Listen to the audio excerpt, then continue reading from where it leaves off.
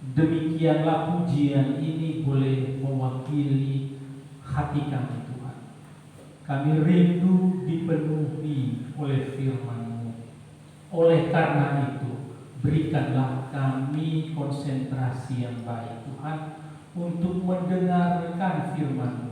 Roh Kudus menguasai hati pikiran kami semua, sehingga pikiran kami tidak diganggu oleh hal-hal lain Tuhan. Kami mau memfokuskan perhatian kami hanya kepada kebenaran firman Tuhan. Mari urapi kami semua, baik hamba yang menyampaikan dan Bapak Ibu jemaat yang mendengarkannya, sehingga kami bersama-sama pulang dengan sukacita oleh karena kebenaran firman Tuhan yang boleh mengubah sikap hati dan perbuatan kami, yang boleh mengoreksi kami, yang boleh meneguhkan dan menguatkan kami, bahkan yang boleh memampukan kami terus untuk menjadi saksi-Mu di mana saja kami berada. Terima kasih Tuhan, hanya di dalam nama Tuhan Yesus Kristus, firman yang hidup itu kami berdoa. Amin.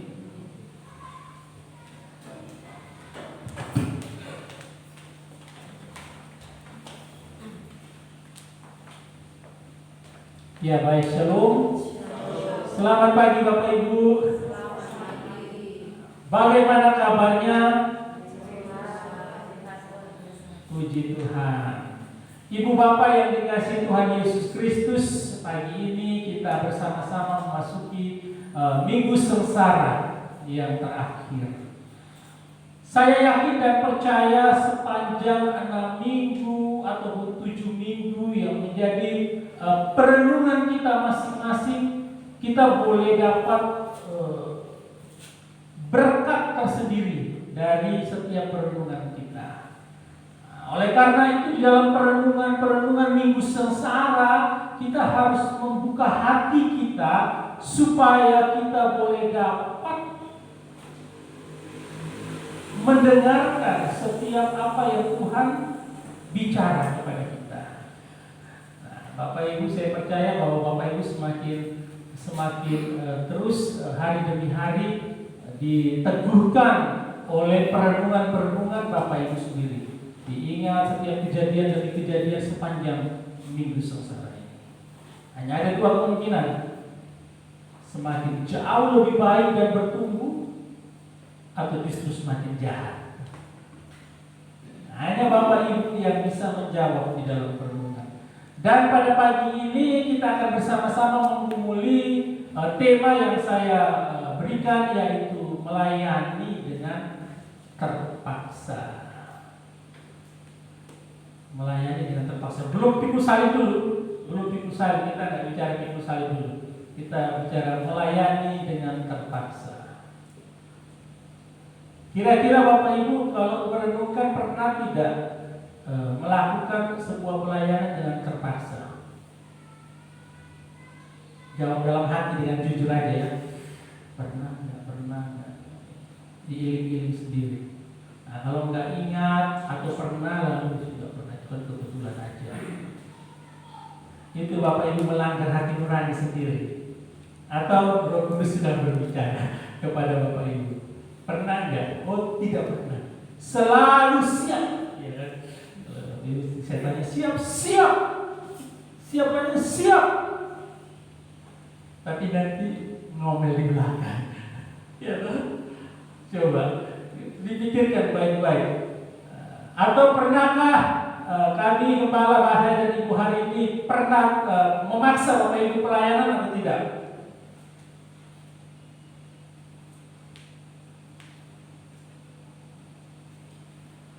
Tidak pernah Pak, selalu ditawari. Ayo kita lakukan ini. Oh, siap Pak, siap Bu. Nanti ngomel. Waduh, nyesal aku lakukan kegiatannya itu.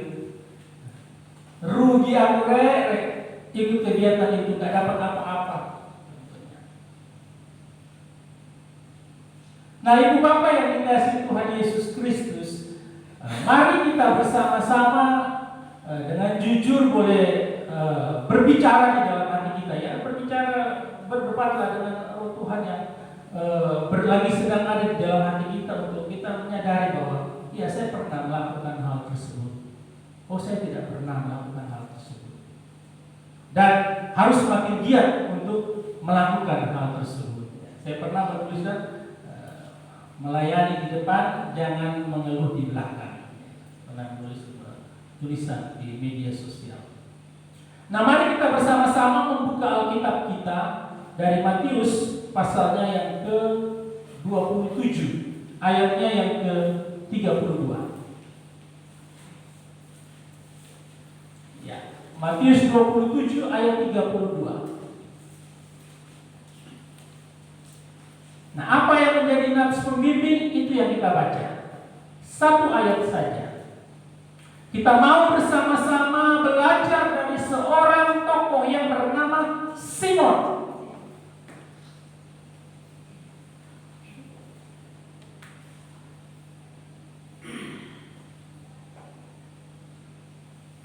Kita baca sama-sama ya Bapak Ibu. Dalam hitungannya yang ketiga. 1, 2, 3. Ketika mereka berjalan keluar kota, mereka berjumpa dengan seorang dari Kirene yang bernama Simon. Orang itu mereka paksa untuk memikul salib Yesus. Amin. Demikian jauh pembacaan firman Tuhan kita pada pagi ini. Kita yang berbahagia adalah kita yang membaca, merenungkan, serta melakukannya di dalam kehidupan kita hari lepas hari.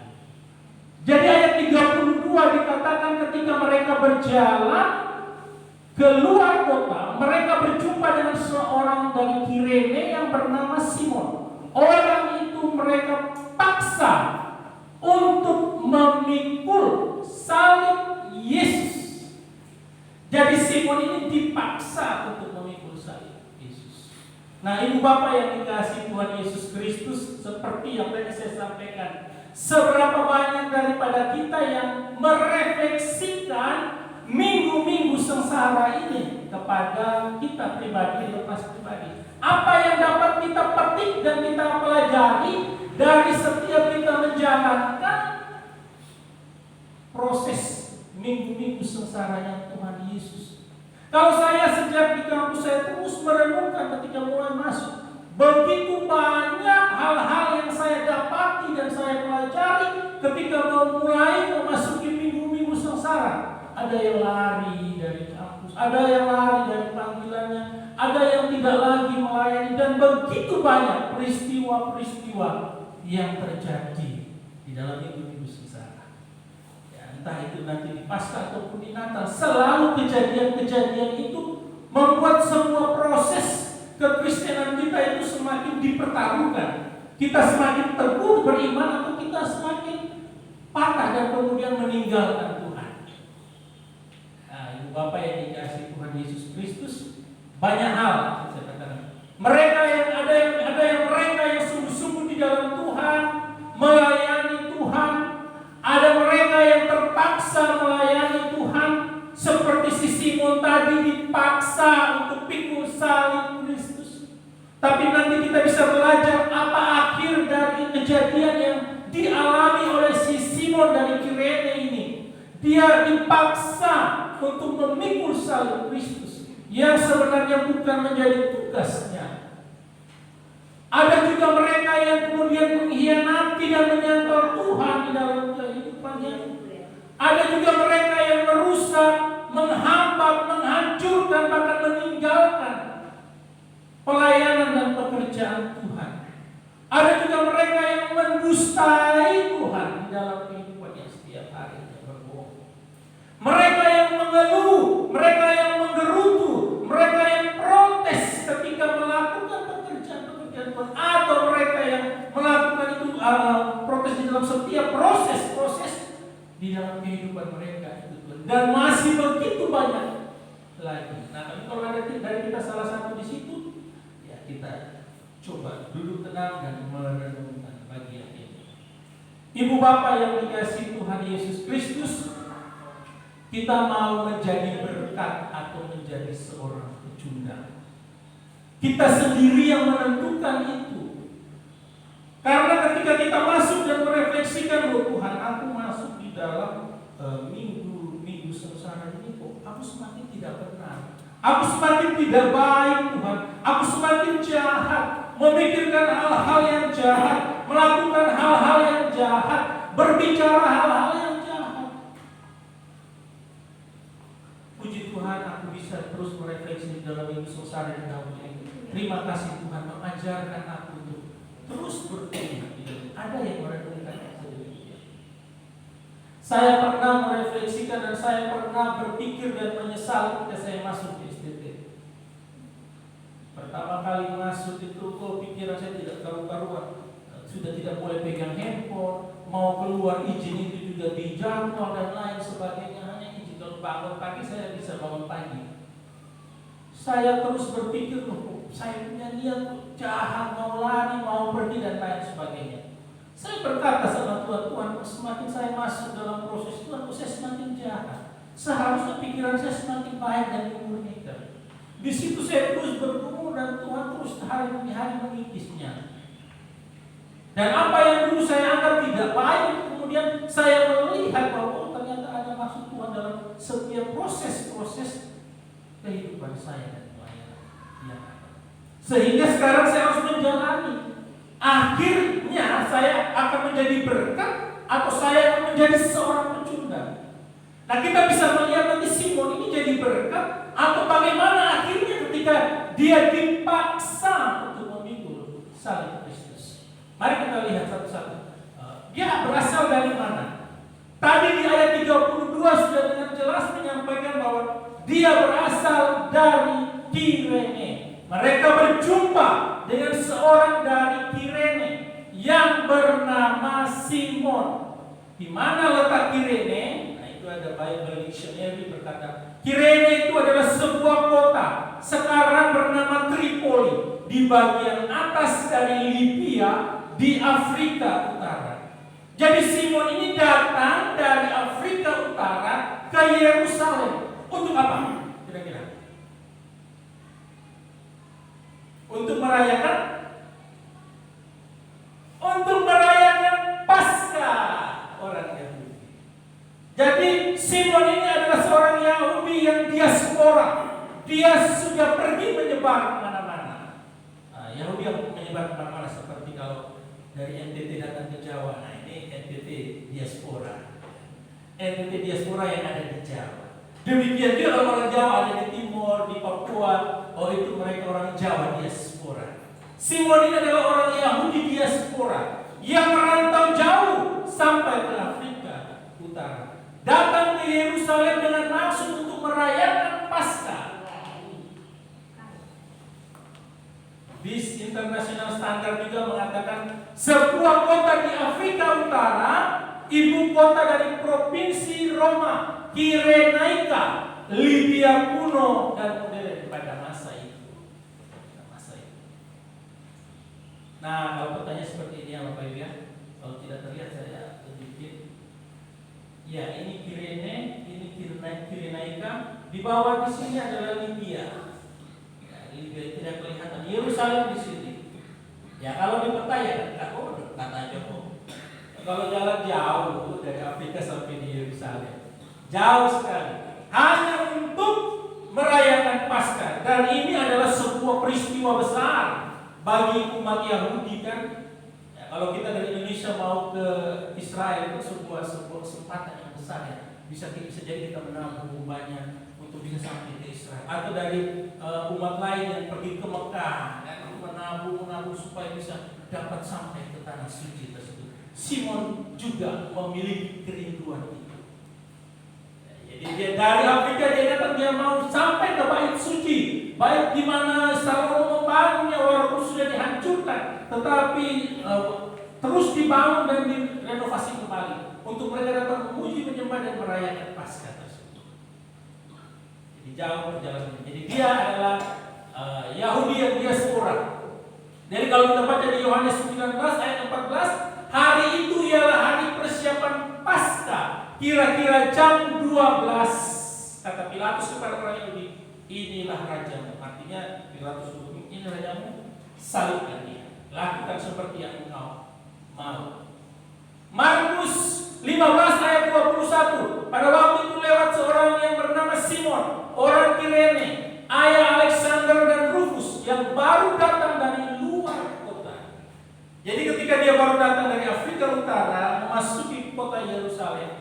dia melihat parade yang begitu banyak pada waktu itu. Ya ramai pastinya. Karena Yesus dipaksa untuk memikul salib.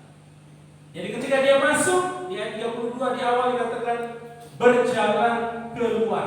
Di Matius 27 ayat 32 tadi. Berjalan keluar. Dalam Imamat 24 ayat 14 dan 23, ini memang menunjukkan bahwa firman Tuhan mengajarkan bahwa setiap orang yang menghujat Allah harus dibawa dan dihukum di luar perkemahan. Jadi ketika iring-iringan itu menuju ke Bukit Golgota atau di luar dari kota Yerusalem, di situ masuklah Simon Petrus. Simon dari Kirene, Simon Petrus. Simon dari Kirene. Tentu dalam perjalanan keluar itu dia sudah tahu bahwa ini ada iring-iringan yang pasti akan menghukum seorang penjahat. Bandingkan 1 Raja-Raja 12 ayat 13. Nah, Imamat 24 ayat 14 dan 23 seperti ini. Saya baca yang di garis bawahnya. Dikatakan bawalah orang yang mengutuk itu keluar perkemahan. Lalu ayat 23, lalu dibawalah orang yang mengutuk itu keluar perkemahan. Untuk apa? Untuk dilontari dengan batu, untuk dihukum. Karena mereka telah melakukan pelanggaran dan mengutuki Allah. Atau di 1 Raja-Raja 21 ayat 13, Nabot telah mengutuk Allah dan raja. Sesudah itu mereka membawa dia keluar kota, lalu melempari dia dengan batu sampai mati. Kisah 7 ayat 58, kisahnya Stefanus. Mereka juga menyeret dia keluar kota, lalu melemparinya. Dan pada waktu ada Saulus atau Paulus. Jadi orang-orang yang dianggap melakukan pelanggaran, melakukan dosa dan mengutuk Allah itu dibawa keluar. Jadi pada waktu itu mereka sedang berjalan keluar dan Simon tiba di kota tersebut. Ayat 32. Ketika mereka berjalan keluar. Tetapi Bapak Ibu yang dikasihi Tuhan Yesus Kristus, ini semua adalah gambaran dari penggenapan yang dilakukan oleh Kristus untuk penghapusan dosa. Tuhan Yesus menjadi tipe yang harus menjadi contoh, dibakar di luar dari perkemahan yang sudah disebutkan di dalam Perjanjian Lama, dan dia dibawa untuk digantung di atas kayu salib, sehingga dikatakan tertutuplah mereka yang tergantung di atas kayu salib. Karena dia dianggap dia telah menghujat Allah. Minggu lalu kita membahas tentang menghujat Allah kan. Dia dianggap telah menghujat Allah, kemudian dia dijatuhi hukuman mati, yaitu hukuman penyaliban. Sehingga ada iring-iringan memikul salib tersebut. Coba kita baca di dalam Perjanjian Lama, dua contoh dan satu di dalam Perjanjian Baru. Keluaran 29 ayat 14. Tetapi daging lembu jantan itu, kulitnya dan kotorannya haruslah kau bakar habis dengan api di luar perkemahan. Itulah korban penghapus dosa. Nah, ini menjadi gambaran tipe yang tadi saya sebutkan, bahwa Kristus menjadi tipe korban penghapus dosa bagi kita semua. Ibrani 13 ayat 11 dan 12 dikatakan, karena tubuh binatang-binatang yang darahnya dibawa masuk ke tempat kudus oleh imam besar sebagai korban penghapus dosa dibakar di luar perkemahan. Itu jugalah sebabnya Yesus telah menderita di luar pintu gerbang untuk menguduskan umatnya dengan darahnya sendiri. Nah, jadi kalau ditanya mengapa yang dibawa iring-iringan keluar, ya dengan maksud seperti itu. Bahwa setiap orang yang menghujat Allah harus dihukum. Tapi ingat bahwa semua ada dalam kontrol Allah. Semua ada di dalam kedaulatan Allah supaya rencana Allah terlaksana. Allah memang sudah menetapkan Kristus sebagai korban yang kudus untuk menghapus dosa Bapak, Ibu, dan saya. Dan bagi mereka yang percaya kepada Kristus akan diselamatkan. Ini menjadi tipe dan tidak lepas dari kedaulatannya Allah. Tetapi caranya Allah sudah membuatnya sedemikian rupa, sehingga ada proses yang begitu panjang bagi Kristus menjalankannya. Yang kedua, Setelah jalan keluar tadi di situ dikatakan di dalam ayat selanjutnya, mereka berjumpa dengan seorang Kirene yang bernama Simon. Orang itu mereka paksa. Yang kedua saya tulis dipaksa dan terpaksa. 32C. Orang itu mereka paksa untuk memikul salib Yesus. Ada beberapa kemungkinan yang terjadi ketika mereka memaksa Simon untuk mengambil salib tersebut dari Kristus. Yang pertama, tentara-tentara itu kasihan. Yang kedua, di pundaknya, jadi ditaruhkan yang horizontal ya, yang vertikal sudah ditumbuh di sana. Sehingga ketika ini diikat di kedua tangannya Yesus, dia agak sulit berjalan. Dan yang ketiga, takut pingsan. Mereka takut pingsan karena kalau pingsan kemudian dihukum itu tidak jadi, tidak sah, tidak boleh. Sehingga mereka takut Yesus pingsan karena kelelahan. Karena Yesus telah selesai didera dan dicambuk sedemikian rupa sehingga darah itu bercucuran. Karena ada di dalam itu hipovolemia, kalau ibu cari tahu, itu adalah kekurangan darah dan cairan dalam tubuh. Karena dia berjalan, darahnya menetes sepanjang jalan. Dikatakan jalan via dolorosa.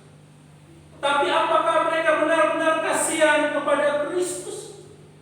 Matthew Henry berkata seperti ini. Mereka tidak mau Yesus sampai pingsan dan mati seketika di sana, karena itu akan menggagalkan rancangan jahat mereka berikutnya. Kelihatannya mereka memang berbelas kasih kepada Yesus, tetapi berbelas kasihan mereka itu kejam. Jadi kelihatannya berbelas kasih, tapi sebenarnya tidak. Yakub pun berkata, kalau para prajurit dalam perjalanan keluar kota memaksa orang Yahudi dari Afrika Utara, Kirene, melakukan pekerjaan itu bagi Yesus, mereka meneruskan sandiwara tadi. Mereka kembali berpura-pura menghormati Yesus sebagai Raja. Lanjut dikatakan Yakub, bukankah Yesus Raja orang Yahudi? Maka baiklah seorang bawahannya yang juga seorang Yahudi memikul beban itu sambil mengikuti tuannya. Jadi kalau Lukas 23 ayat 6 katakan Simon memikul sambil mengikuti Yesus dari belakang.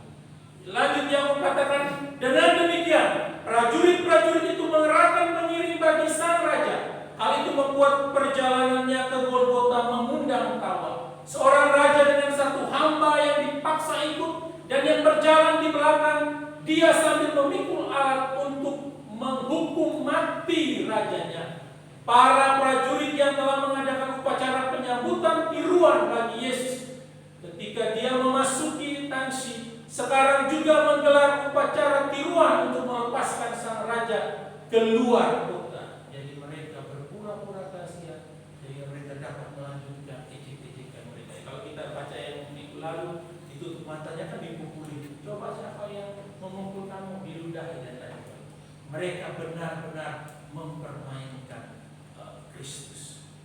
Matthew Henry katakan lagi, memang memikul salib itu merupakan suatu penghinaan, sehingga tidak ada seorang pun yang mau melakukannya kecuali dipaksa. Nanti kita bisa lihat memikul salib itu apa bentuknya dan rupanya bagi kita orang Kristen saat ini. Jadi kalau dulu Simon dipaksa memikul salib, padahal itu adalah merupakan suatu penghinaan dan pasti tidak ada orang yang mau melakukan hal tersebut. Saya percaya ya Simon pasti menggerutu. Oh enggak ya, datang untuk perayaan Paskah kok disuruh pikul salib dan lain sebagainya. Pasti Simon mengalami hal tersebut karena dia tidak menduga bahwa dia harus memikul salib Kristus.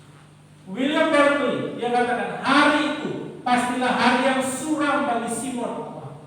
Hari yang suram bagi Simon dari Kirene. Simon berasal dari Afrika, dari Kirene di Afrika. Pastilah ia datang dari tempat yang jauh untuk merayakan Paskah. Lanjut, Bisa jadi juga ia telah berhemat dan menabung selama bertahun-tahun agar dapat datang ke Yerusalem. Pastilah ia sedang memenuhi ambisi seumur hidupnya, yakni untuk dapat makan Paskah di Yerusalem setidak-tidaknya sekali seumur hidup. Lalu hal ini menimpa dia. Pada saat itu Simon pasti sangat sedih terhadap kejadian itu. Ia pasti membenci orang-orang Romawi dan juga membenci terhukum ini karena ia dipaksa memikul salibnya. Jadi siapa yang tidak marah ya, karena dia datang dengan maksud sebagai turis kan pelacur, tapi kemudian dipaksa untuk memikul salib Kristus. Dia pasti mengalami hal yang kita lihat dikatakan oleh para penafsir, Bradley dan Henry dan lain-lain. Ibu bapak yang dikasihi Tuhan Yesus Kristus, jadi Simon benar-benar dipaksa memikul salib Yesus. Dari kata paksa ini sudah terlihat bahwa Simon bukanlah pengikut Kristus atau murid Kristus atau yang sekarang kita sebut orang Kristen. Simon yang bukan murid Kristus, bukan orang Kristen, bukan pengikut Kristus, tapi sudah pikul salib. Pikul salib Kristus sudah yang asli loh. Bagaimana dengan kita yang sudah Kristen sejak dan lain sebagainya? Sudahkah kita memikul salib Kristus? William Barclay ketika bicara tentang pikul salib, yang dipikul hanyalah bagian horizontalnya saja, yang vertikal sudah menunggu di tempat penyaliban. Jadi kalau ada tadi seperti gambar itu kan, tadi itu hanya gambaran saja ya, gambaran supaya mempermudah ini. Jadi kalau di sana karena kayu dan juga kayu yang berat, jadi tidak semuanya dipikul, tapi cuma yang bagian horizontal saja. Walaupun banyak juga penafsiran yang tidak setuju dengan William Barclay. Ada yang bilang sekalian dengan dia punya yang bagian vertikal, tapi lebih masuk akal bagian yang horizontal, karena pasti tidak mungkin, sangat berat kayu tersebut dan pasti sangat panjang kalau bagian yang vertikal tersebut. Jadi hanya bagian horizontal saja yang dibawa oleh Yesus. Rutenya memang sengaja dibuat panjang, jalannya memutar. Kalau kita lihat Via Dolorosa itu kita bisa melihat bagaimana jalan itu dibuat begitu berkepanjangan. Artinya kalau jalan langsung dari tempat itu ke Bukit Golgota cepat, tapi sengaja dibawa keliling. Sengaja dibawa keliling supaya diperlihatkan kepada orang banyak. Inilah yang memuja Allah, inilah yang telah melakukan kejahatan, sehingga orang-orang betul-betul menjadi efek jerah bagi orang-orang yang melihatnya. Dan ini benar-benar merendahkan dan mempermalukan Yesus karena menjadikan dia tontonan bagi banyak orang. Rutenya harus dibuat panjang. Ibu bapak, Yesus lakukan itu untuk menebus dosa bapak ibu dan saya. Jangan kita mau lagi hidup di dalam dosa, karena kita sudah ditebus dengan pengorbanan yang begitu mengerikan di atas kayu salib. Matius mengatakan bahwa Simonlah yang memikul salib, sedangkan Yohanes 19 ayat 7 berkata Yesus sendirilah yang memikul salib tersebut.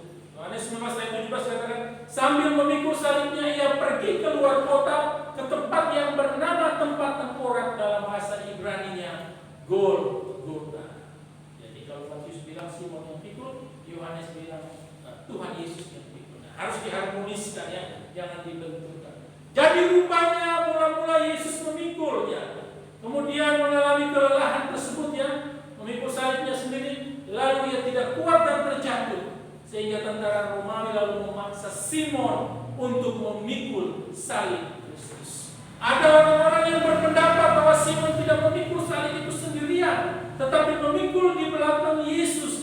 Jadi Yesus tetap juga memikul sebagiannya lagi, Simon sebagiannya lagi. Ada pendapat orang-orang yang. Tetapi di dalam Lukas 23 ayat 23 ayat 26b dikatakan, dipikulnya sambil mengikut Yesus. Bisa saja Simon memikul sendiri, Yesus berjalan ke depan, dia mengikuti Yesus dari belakang. Ibu bapak yang dikasihi Tuhan Yesus Kristus, mari kita melihat yang bagian yang ketiga, akhir hidup dari Simon orang Kirene. Apakah dia lalu menjadi berkat atau menjadi seorang pecundang setelah dia memikul salib Kristus? Markus 15 ayat 21 mengatakan, pada waktu itu lewatlah seorang yang bernama Simon orang Kirene, ayah Alexander dan Rufus. Dua nama itu saya garis bawahi, Alexander dan Rufus. Mengapa dua nama itu harus dicantumkan dan memberi keterangan bahwa Simon ini ayah dari Alexander dan Rufus?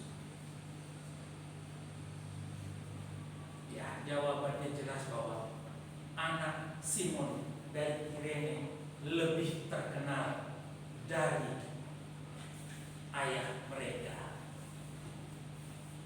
Coba kalau tanya itu siapa yang tinggi itu contohnya, kamu bisa lihat tinggi baru datang itu siapa? Hitam itu, ganteng. Oh itu bapaknya Kensi. Nggak sebut namanya Pak Lusa lagi. Itu bapaknya Kensi. Artinya apa? Di gunung ini Kensi lebih terkenal dari bapaknya. Itu bapaknya Kensi. Atau mungkin sebaliknya. Sehingga menggunakan nama anaknya, yaitu Alexander dan Rufus. Dan mereka adalah orang yang terkenal. Apa buktinya? Roma 16 ayat 13. Ini adalah surat Paulus yang dia kirim kepada jemaat di Roma, dan ini adalah pasal yang terakhir. Dia menyampaikan salam. Salam kepada Rufus, orang pilihan dalam Tuhan. Dan salam kepada ibunya, yang bagiku adalah juga ibu. Artinya apa? Setelah dia dipaksa memikul salib Kristus, dia lalu menerima Kristus menjadi Tuhan dan Juru Selamat hidupnya. Kemudian dia lalu memperkenalkan Kristus kepada istri dan anak-anaknya. Tapi kemudian justru anaknya jauh lebih terkenal dari Simon yang dari Kirene. Akhir hidupnya, walaupun Alkitab tidak mencatat banyaknya, cuma di Roma ini, kemudian cuma di Markus tentang Simon dari Kirene, dan nanti ada di Korintus ketika dia ada di Antioquia. William Barclay berkata begini, barangkali ia bermaksud bila sudah sampai di Golgota, ia akan melemparkan salib itu dan secepat mungkin menyingkir dari sana. Akan tetapi mungkin bukan itu yang terjadi. Mungkin ia tetap di sana, karena ada sesuatu mengenai Yesus yang menarik hatinya. Sepanjang jalan Via Dolorosa itu Yesus pasti dihina, pasti ditendang, pasti dipukul. Alkitab tidak mencatat Yesus membalas. Mungkin itulah yang membuat Simon bilang ini orang aneh. Dia dihina, dia ditendang, mungkin dia dipukul lagi sepanjang jalan, tapi dia tak membalas. Sesuatu ini lalu menarik perhatiannya Simon, kata William Barclay dalam tafsirannya. Dilanjutkan lagi, dia katakan, bisa jadi bahwa pada saat ia memandang kepada Yesus, kepahitan Simon atau kejengkelan, kemarahannya karena dipaksa tadi, akhirnya berbalik menjadi keheranan dan akhirnya menjadi iman. Sehingga ia menjadi orang Kristen dan keluarganya menjadi jiwa-jiwa yang paling berharga dalam gereja Roma. Setelah dia melihat sesuatu yang lain dari Yesus ketika dia membantu mengangkat sayap. Lanjut, dia merupakan sesuatu yang memungkinkan bahwa Simon dari Tripoli berpikir bahwa ia akan mewujudkan ambisi hidupnya untuk akhirnya bisa merayakan Paskah di Yerusalem. Bahwa ia mendapati dirinya sangat bertentangan dengan kehendaknya. Mau senang-senang, malah disuruh pikul salib. Melihat penyaliban di Bukit Golgota. Bisa jadi sampai ketika Yesus bilang, ya Bapa, ampunilah mereka, sebab mereka tidak tahu apa yang mereka perbuat. Ya Bapa, ke dalam tangan-Mu kuserahkan nyawa. bisa jadi Simon sampai selesai melihat Yesus menyerahkan nyawanya. Lanjut William Barclay berkata, mengangkat salib seorang kriminal, bahwa pada saat ia memandang kepahitannya berbalik menjadi keheranan dan menjadi iman, dan bahwa dalam hal yang kelihatannya merupakan aib baginya, ia menemukan seorang juru selamat. Ternyata ada buah dari dia datang ke Yerusalem walaupun dia terpaksa dan walaupun mungkin dia menggerutu, tetapi akhirnya dia menyadari yang dia lakukan itu salah tentang kejadian yang menimpa dirinya. Dalam Kisah 13 ayat 1, ini lebih menjelaskan lagi siapa Simon. Pada waktu itu dalam jemaat di Antioquia ada beberapa nabi dan pengajar, yaitu Barnabas dan Simeon yang disebut Niger, dan Lukius orang Kirene, dan Menahem yang diasuh bersama dengan raja wilayah Herodes dan Saulus. Nah, saya garis merah dan garis orange ini ya. Simeon yang disebut Niger dan Lukius orang Kirene. Kalau di dalam bahasa asli tidak ada koma ya, tidak ada koma seperti itu. Simeon bisa juga menjadi kata Simon. Jadi ada beberapa terjemahan dan tafsiran Simeon ditulis menjadi Simon. Seperti bahasa Inggrisnya Yohanes ditulis Johannes, Markus berbeda dengan apa yang kita bayangkan. Matius, kalau kita Matius di bahasa Inggris Matthew dan sebagainya. Jadi ini tidak ada dalam bahasa Yunani asli, tidak ada koma. Nah, bagaimana cara baca dua hal ini? Kalau itu adalah dua orang, maka bacanya nanti seperti ini. Simon yang disebut Niger dan Lukius orang Kirene. Ini berarti ada dua orang. Tapi jika ini adalah satu orang saja, maka dia akan dibaca seperti ini. Simeon atau Simon yang disebut Niger dan Lukius orang Kirene. Jadi dia memiliki nama lain. Dia memiliki julukan lain. Niger dan Lukius orang Kirene. Bayangkan kalau ini benar ya, dikatakan William Barclay ya. Niger adalah nama biasa untuk orang berkulit hitam yang datang dari Afrika. Ya, sejarahnya berkata bahwa Niger inilah yang memunculkan negara Nigeria atau orang Nigeria yang kulitnya hitam dari Afrika. Itu kata William Barclay. Jadi jika tafsiran ini benar atau analisa ini benar, maka Simeon atau Simon sama juga dengan Niger, sama juga dengan Lukius orang Kirene.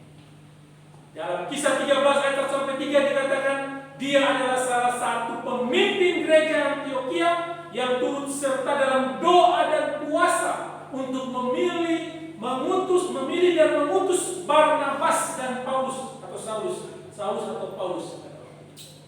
Dan setelah itu dia menjadi percaya dan dia menjadi salah satu pemimpin di gereja Antioquia yang juga terlibat di dalam pelayanan.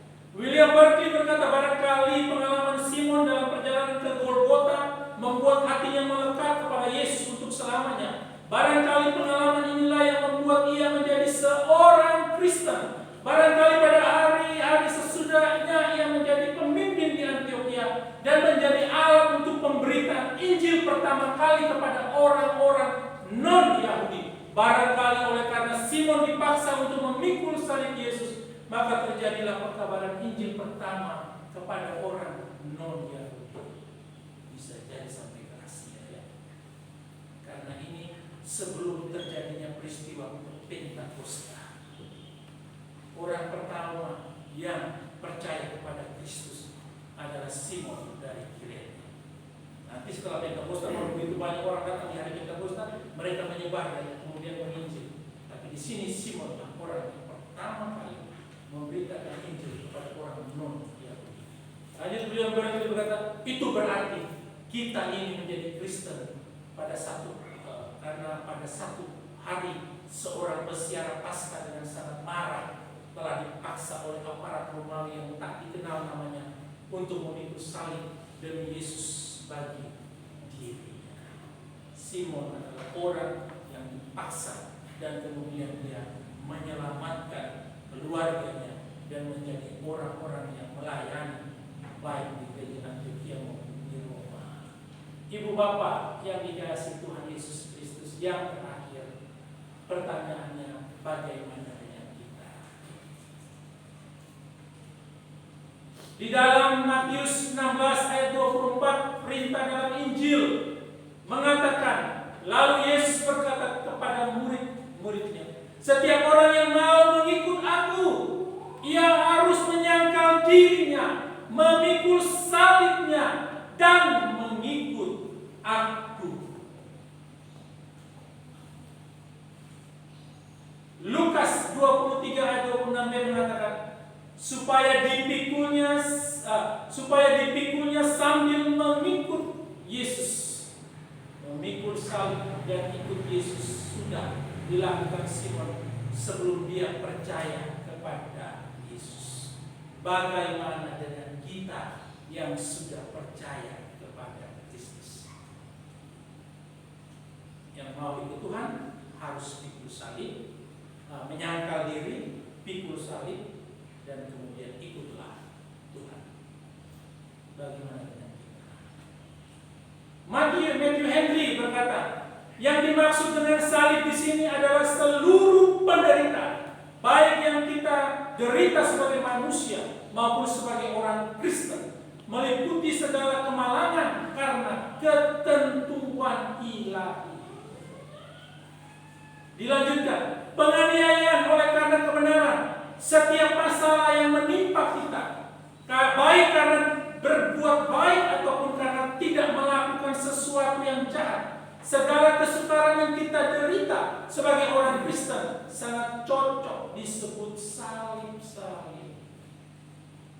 Jadi, buat benar, tidak melakukan hal yang jahat, buat baik, kemudian dibenci, itu salib. Melakukan yang benar, kemudian dibenci, itu salib. Dituduh sana sini padahal tidak melakukan, itu salib. Jangan takut karena ada Tuhan yang bela. Kalau kita tidak melakukan hal-hal yang dituduhkan kepada kita. Ya, orang yang berbuat benar, dimanapun dia ditempatkan, pasti akan ada orang yang membenci. Karena orang-orang yang membenci pasti adalah orang-orang yang suka melakukan yang tidak benar. Bersyukurlah Bapak Ibu menjadi Kristen supaya dapat menularkan hal yang benar. Jangan sampai kita jadi Kristen, kita pelaku utama yang melakukan kejahatan dan hal yang tidak benar.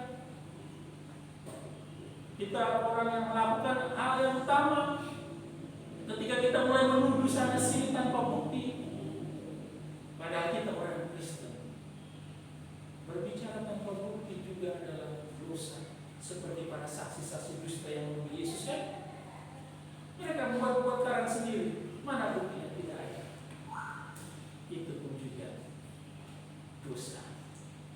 Matthew Henry melanjutkan, karena mengingatkan kita akan kematian di atas kayu salib yang dialami Kristus karena ketaatannya. Salibnya itu seharusnya membuat kita sadar bahwa sama dengan dia, kita juga harus menanggung kesukaran karena dia juga telah menanggungnya sebelumnya bagi kita. Kalau kita mengalami hal yang sukar, menderita oleh karena kebenaran, ingatlah Yesus sudah lebih dahulu menderita. Ibu bapak yang dikasihi Tuhan Yesus Kristus, di dalam Matius 10 ayat 38 dikatakan, barang siapa tidak memikul salibnya dan mengikut aku, ia tidak layak bagi. Barang siapa tidak memikul salibnya dan mengikut aku, ia tidak layak bagi. Apalagi kalau pikul karena terpaksa. Simon beda kasus. Dia memang dipaksa dan bisa jadi dia terpaksa. Tapi dia menyaksikan bagaimana Yesus membalas mereka yang sudah melakukan itu kepadanya dengan mengatakan, ampunilah mereka sebab mereka tidak tahu apa yang mereka perbuat. Saat doa itu dinaikkan, saat itu juga api tertinggal bagi mereka yang sudah melakukan hal yang jahat kepada orang benar. saja terjadi pada zaman itu, sampai saat ini juga terjadi. Jadi jika Bapak Ibu dizolimi, berdoa, ampunilah mereka, sebab mereka tidak tahu apa yang mereka lakukan. Jadi ingat kata-kata Ahok dia berbicara sambil bergetar ketika di ruang pengadilan, sambil dia hormat kepada para hakim yang memutuskan menjatuhkan dia hukuman. Jikalau Bapak Ibu mensolimi saya, Bapak Ibu sebenarnya sedang berhadapan dengan Allah. Dan saya pastikan satu persatu pasti akan dipermalukan. Demikian juga kalau ada yang berpikir jahat tentang kita, kalau kita tidak berbuat demikian, berdoa bagi mereka, ampunilah mereka. Apalagi kalau kita tidak tahu apalagi kalau kita tidak tahu lebih besar kuasa Tuhan itu untuk berperkara bagi orang-orang yang demikian.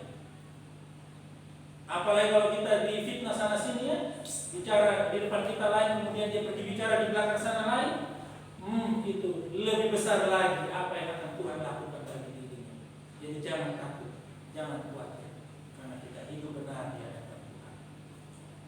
William Barclay berkata, pastilah pada hari naas itu Yesus telah menyentuh hati Simon. Hari yang bagi Simon tampaknya seperti hari aib, ternyata menjadi hari kemuliaannya. B.J. Bolan dia katakan begini, dipaksa memikul salib dan turut pergi ke Golgota mungkin telah menjadi berkat bagi Simon. Walaupun dipaksa menjadi berkat. Jadi sesuatu yang dipaksa tidak selamanya buruk, tidak selamanya jelek, tidak selamanya merugikan. Sesuatu yang dipaksa atau terpaksa tidak selamanya buruk dan tidak selamanya jelek. Tergantung bagaimana akhir dari perjalanan itu ketika kita menerima dan melakukan hal tersebut. Charles Spurgeon dia berkata, namanya adalah Simon. Di mana Simon yang satunya? Maksudnya di mana Simon Petrus? Ini merupakan suatu hakikat yang tenang tetapi keras baginya. Simon Petrus bin Yunus, di mana engkau? Seorang Simon yang lain telah mengambil tempatmu. Jika itu ditanyakan kepada kita,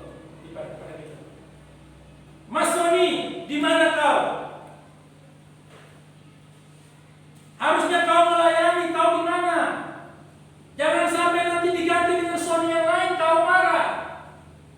Saat kau disuruh melayani, kau tak mau. Ini sederhananya begitu ya. Kalau dalam kehidupan jemaat kita sehari-hari. Arif, di mana kau? Saatnya kau melayani, kau tak ada. Nanti di pelan Tuhan pakai Arif-Arif yang lain, kau marah, kau ngomel.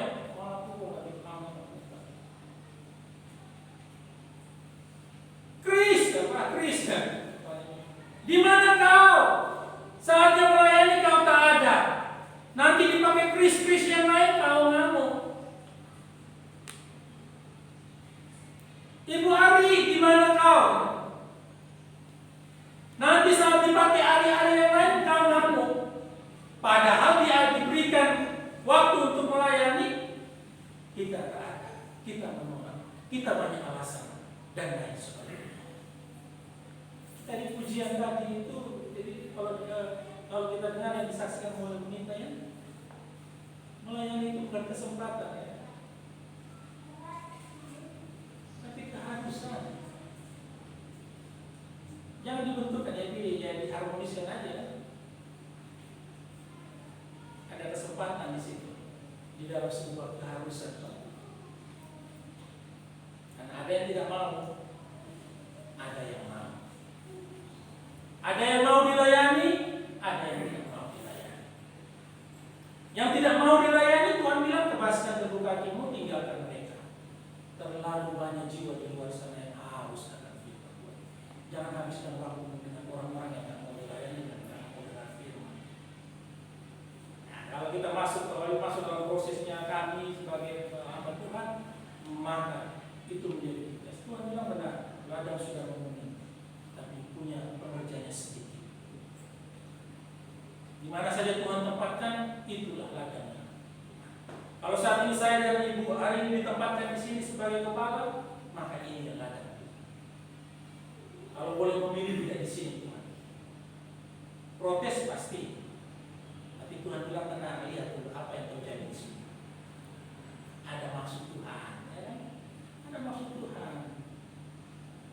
Dengan gayanya Pak Marsil, kalau di sini datangnya orang Jawa ya, iya saja. Tapi dengan gaya Pak Marsil ya sedikit merubah pola yang ada. Kalau kita lihat kasar ya, mohon maaf jika menyakiti hati Bapak Ibu. Tapi pola yang demikian yang sudah terbangun memang harus diubah sejak dari sekarang. Yang tadi salah satu pola yang sering terjadi toh, bicara siap di depan, tapi di belakang ngomel. Itu pola yang terbentuk betul yang harus diubah. Ada maksud Tuhan. Berapa tahun lagi saya tidak tahu. Saya hanya menjalankan apa yang mau Tuhan laksanakan di tempat ini. Nah, kelak nanti Bapak Ibu akan mengenang Pak Marsil dari timur yang kasar jahat atau suka marah, atau mengenal yang baik-baik saja. Tapi jika Bapak Ibu belum mengenal kami dengan baik, mengenal kami berdua dengan baik, mohon jangan menilai buruk tentang kami. Bapak Ibu belum mengenal hati kami dengan baik. Karena kenapa saya katakan begitu? Kita tidak pernah ada pertemuan sharing. Bapak Ibu tidak pernah datang dan sharing dari hati ke hati. Padahal kami sudah ada di sini membuka pintu. Ayo datang sama mau sharing. Dengan sharing lah Bapak Ibu bisa mengenal hati kami. Kalau kita Bapak Ibu akan mulai berbicara yang buruk, terus bahkan mungkin merancang hal-hal yang jahat. Tapi saya percaya bahwa Tuhan menempatkan kami. Ada isi hati Tuhan yang mau ditaruh di tempat ini. Sehingga seperti yang dikatakan Charles seperti ini di mana yang lain. Kalau Simon itu tidak ada Simon Petrus di mana. Demikian juga itu berbicara keras kepada kami, kepada kita semua. Kita di mana? Ketika kita harusnya melayani. Nanti kalau Tuhan pakai orang lain, maka Bapak Ibu jangan kecewa. Kalau Tuhan pakai mereka yang baru percaya kepada Kristus, yang pindah dari Islam, Buddha dan lain pindah sedang Tuhan pakai, Bapak Ibu jangan marah. Bahkan jangan coba-coba menjatuhkan mereka. Karena Bapak Ibu berhadapan dengan Tuhan. Karena Bapak Ibu sendiri yang menolak. Di mana kalian? Ketika seharusnya itu ada bertanggung jawab, keharusan kalian, tapi kalian tak ada. Kalau Tuhan pakai Simon yang belum percaya, pikul salib, saat ini juga Tuhan bisa pakai orang yang baru percaya untuk melayani. Akan melakukan hal-hal yang jauh besar dari mereka yang sudah Kristen sejak kecil. Ada yang terdahulu menjadi terkemudian, yang terkemudian menjadi yang terdahulu. Renungkan supaya jangan sampai kita kecewa di belakang. Kalau disuruh kita taat, mari taat sampai selesai hidup kita. Kalau tidak, maka nanti kita akan kecewa. Dilanjutkan, kadang-kadang pelayan-pelayan Tuhan mundur pada saat mereka diharapkan untuk maju, dan Tuhan mendapatkan pelayan-pelayan yang lain saat itu. Tuhan tidak pernah kehabisan pelayan. Makanya saya sama ibu kalau pelayan tidak pernah terlalu kuat. Tidak ada alat musik ya tepuk tangan. Tidak ada yang main musik ya sudah tepuk tangan. Karena saya percaya bahwa Tuhan akan menumbuhkan bibit-bibit baru untuk bisa terlibat di dalam pelayanan. Tuhan pasti mendapatkan pelayan-pelayan yang lain. Jika ini pernah terjadi pada kita, seharusnya ini menegur kita dengan lembut selama kita hidup. Bisa lembut, bisa keras, tergantung kita menerimanya. Nah, kalau kita yang suka menolak, ini keras ini, bukan lembut Pak, super geon, ini keras banget. Tapi kalau bagi kita yang benar-benar menyadari, ini teguran yang baik. Lanjut dia katakan, saudara-saudari, tetaplah pada tempatmu dan jangan biarkan seorang Simon lain menempati tempatmu. Tentang Yudas dikatakan, biarlah jabatannya diambil orang lain. Kisah 1 ayat 20b. Tetapi seorang murid sejati akan tetap bertahan pada posisinya atau jabatannya. Tetaplah setia. Saya pun tidak ingin ada hal orang lain yang menggantikan Bapak Ibu, karena Bapak Ibu pergi meninggalkan Tuhan dan tidak percaya lagi kepada Tuhan. Masih Charles Spurgeon berkata, ingatlah kata-kata Tuhan kita. Peganglah apa yang ada padamu supaya tidak seorang pun mengambil mahkotamu. Simon Petrus kehilangan mahkota di sini dan sebuah kepala yang lain memakai mahkota itu. Dari Markus 15 ayat 21 dan Roma 16 ayat 3, akhirnya kita tahu bahwa Simon dan keluarga menjadi Kristen justru karena peristiwa dipaksa dan terpaksa. Jadi saya katakan melayani dengan terpaksa bisa positif, bisa negatif. Terpaksa ketika kita melihat dengan mata rohani kita bahwa nanti akhirnya ternyata ini loh maksudnya. Ketika saya disuruh buat ini, ternyata ada berkata sendiri bagi saya. Terima kasih buat waktu pelayanan yang Tuhan berikan ini. Ibu bapak yang dikasihi Tuhan Yesus Kristus, salib kita beda masing-masing, tidak sama. Tuhan sudah ukur level kita masing-masing. Iman bertambah kuat, salib bertambah berat. Ingatlah bahwa salib kita sendiri-sendiri. Dan salib itu bisa dari suami, bisa dari istri, bisa dari orang tua, bisa dari bos atau pemimpin kita, bisa dari pacar atau kekasih kita. Dan begitu banyak lain-lainnya salib tersebut. Kemarin saya mendengar sebuah cerita yang seorang istri pukul seorang istri pukul suaminya. Dia pegang botol, dia bilang, kalau kau pergi ibadah, awas. Tapi suaminya tetap pergi beribadah. Pulang ibadah suaminya dipukuli dengan botol itu benar-benar dipus sampai kepalanya berdarah. Besok kau pergi ibadah lagi. Suaminya mundur? Tidak. Dia tetap beribadah dan percaya kepada Tuhan. Ibu bapak yang dikasih Tuhan, kadang pola pikir kita ini terbalik. Kita takut untuk hal-hal yang sementara dan fana. Tetapi kita berani untuk hal-hal yang sebenarnya membuat kita menuju kepada kehidupan yang kekal. Dilarang, jangan ke gereja, jangan beribadah. Apalagi oleh pacar kita yang masih pacar dilarang, jangan ibadah, jangan. Lalu kita takut ya aku turun. Kita jauh lebih takut daripada kematian kekal yang menanti kita. Pilih yang mana? Kemarin ada diskusi kami di Rohaniawan, saya cerita kemarin, berbicara tentang 3 hari, 7 hari, 40 hari, 100 hari. Semua berbicara tentang yang karena kehidupan sosial. Jadi kita melakukan 3 hari setelah kematian, 7 hari, 40 hari, 100 hari. Saya masih diam.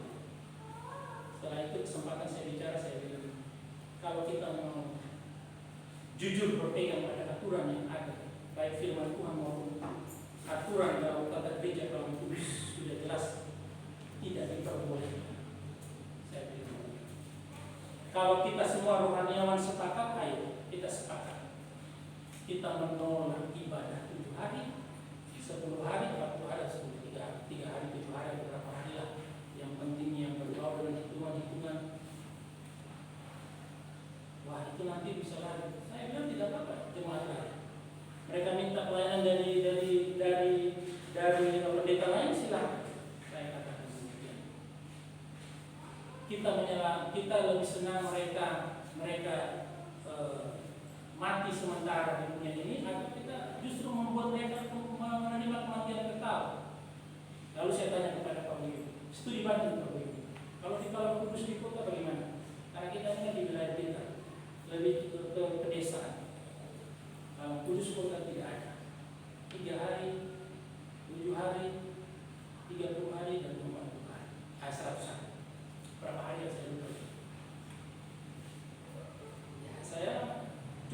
menantang, kalau berani ayo kita lakukan. Dan saya selalu sampaikan ketika ibadah penghiburan kan, sebenarnya ini tidak boleh dilaksanakan.